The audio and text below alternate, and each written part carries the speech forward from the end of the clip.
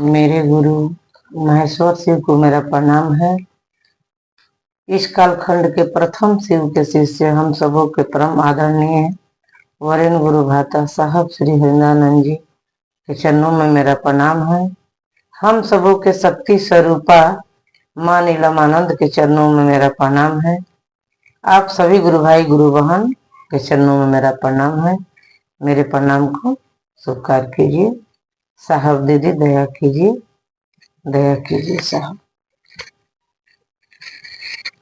आइए, आज बड़ा ही सुंदर गुरु की दया से और साहब दीदी के आशीर्वाद से आप सबके बीच आने का मौका मिला है। कुछ अपने गुरु शिव के बारे में बात करने की। बड़ा ही सुंदर साहब ने कहा,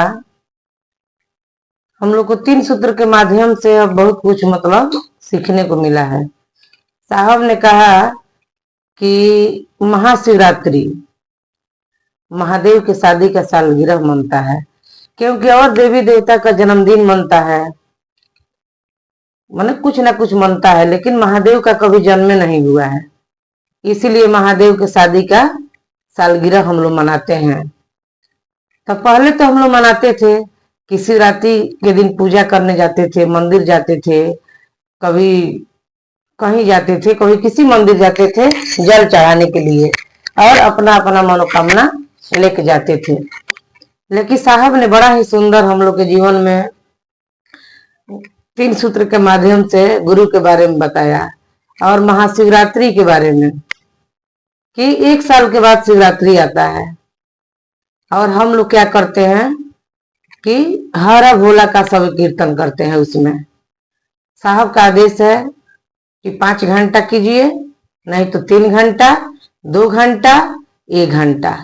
और साहब का ये भी आदेश है कि अपने अपने घरों में सुबह के समय में नहा धोवा के 1 घंटा कम से कम हरा भोला कीजिए।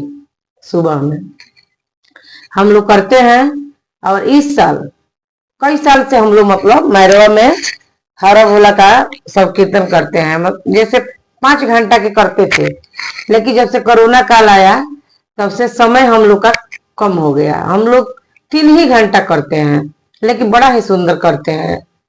तो आप सभी गुरु भाई गुरु बहन से भी आग्रह है, विनती है कि जहाँ होता है, मंडी में होता है, मैरवा मंडी है, पुराना मंडी, वहीं पे होता है मोती छापर में श्री राम गुरु भाई के यहाँ हर साल महाशिवरात्रि के दिन हम लोग करते हैं।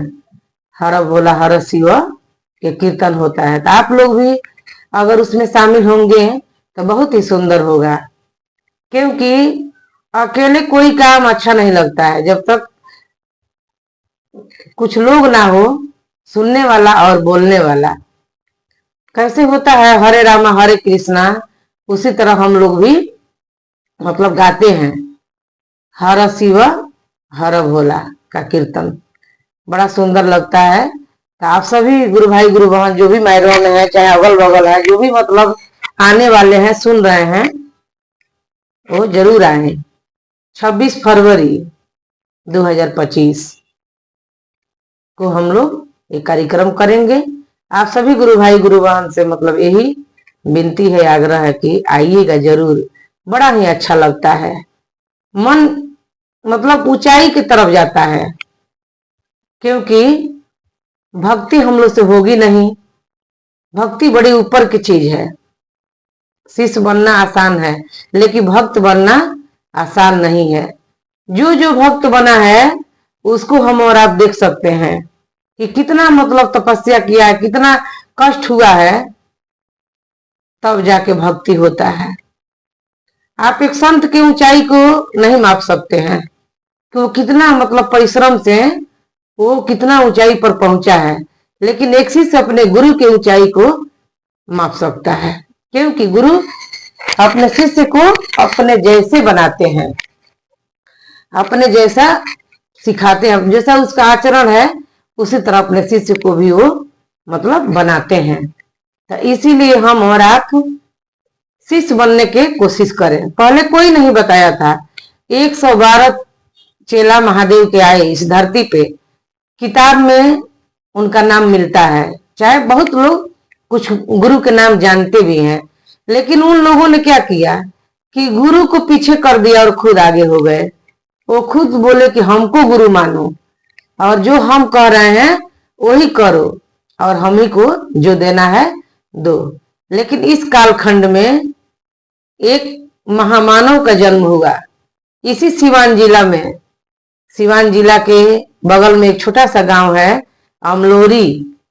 उसी अमलोरी में साहब श्री हरिंद्रानंद का जन्म हुआ और उन्होंने क्या किया कि महादेव को आगे किया और खुद को पीछे, और यही बात बतलाए कि यहाँ गुरु दूसरा कोई नहीं है, गुरु है तो महादेव ओ शिव, क्योंकि उनसे बड़ा इस दुनिया में कोई गुरु हो ही नहीं सकता है।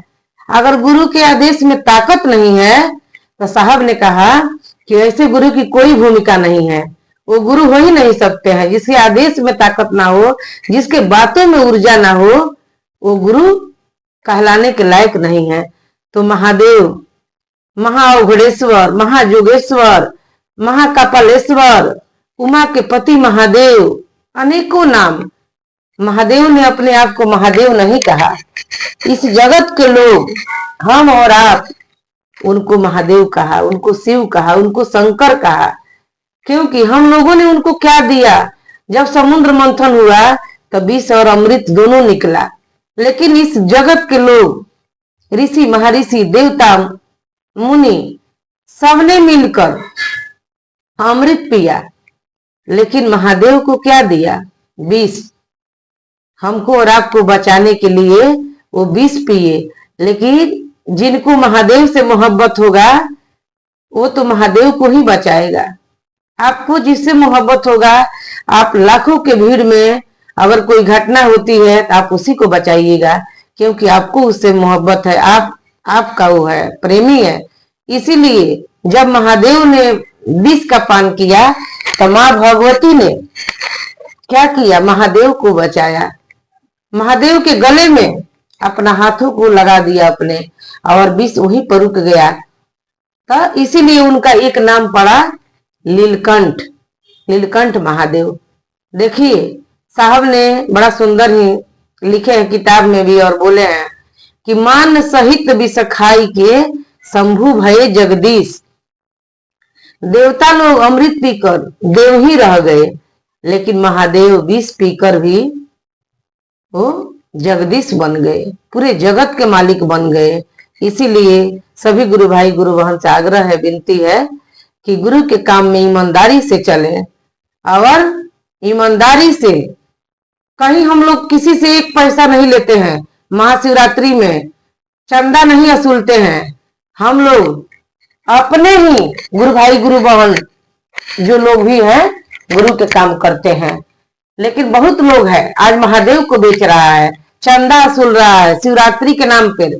लेकिन आप लोग से विनती है कि अगर कोई भी जाए, अगर कहे कि शिवरात्रि के लिए चंदा चाहिए तो एक पैसा नहीं देना है, क्योंकि साहब के आदेश नहीं है, चंदा नहीं देना है किसी को भी। और हम लोग का जो कार्यक्रम है उसमें बड़े श्रद्धा भाव से आप लोग आ सकते हैं, कोई खर्चा नहीं लगेगा, कोई पैसा नहीं लगेगा। आइए, इतना ही आप सबके चरणों में मेरा प्रणाम है। मेरे प्रणाम को स्वीकार कीजिए, सहाय कीजिए, दया कीजिए। फिर कभी आगे मौका मिलेगा तो आप लोग के बीच में आऊंगी।